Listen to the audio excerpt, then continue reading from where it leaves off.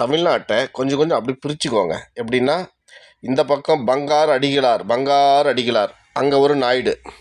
அப்படியே சென்டருக்கு வாங்க, வேலூர் சென்ட்ரு மையம், இங்கே ஒரு நாய்க்கர். அப்படியே நீங்கள் லாஸ்ட்டாக கொங்கு மண்டலத்துக்கு போங்க, அங்கே ஒரு யார் தெரியல, ஜக்கி வாசுதேவ் ஒரு நாய்க்கர். எனக்கு ஒன்று மட்டும் புரியல, இவங்களுக்கு மட்டும் எப்படி கடவுள் வந்து அருள் கொடுத்துட்டாரு? என்ன எனக்கு தமிழ்நாட்டில் இவ்வளோ சித்தர்கள் இல்லவே இல்லையா? தமிழர்கள் இல்லவே இல்லை. எவ்வளோ சாமி சித்தர்கள் இருந்தாங்க, எவ்வளோ அறிவான பாடல் பண்ணாங்க, எவ்வளோ நாயன்மார்கள் இருந்தாங்க, அறிவான இந்த சமூகம். ஆந்திராவிலேருந்து வந்து இவங்க கோயில் ஆரம்பித்து இவங்க கட்டி போய் காலில் விழுத. ஆந்திராவை சேர்ந்த கோபால் நாய்க்கரை வந்து கடவுள் தந்தைன்னு சொல்கிறானே, இவனுக்கு அறிவு இருக்கா இல்லையா? இல்லாமே வச்சுருக்காங்களா?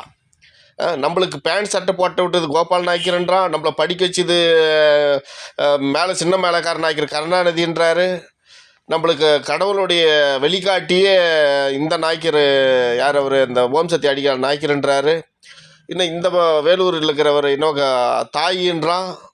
எனக்கு ஒன்றுமே புரியல. தமிழர்கள் இருக்காங்க, நான் ஏற்கனவே ஒரு வீடியோவில் சொல்லியிருப்பேன், தமிழர்கள் செத்துட்டாங்க, அவ்வளோதான். தமிழர்கள் தமிழ்நாட்டில் செத்துட்டாங்க. 1-2 பேர் கத்திக்கிட்டு இருக்காங்க, அவங்களும் கூடிய சீக்கிரம் முடிஞ்சிடும்.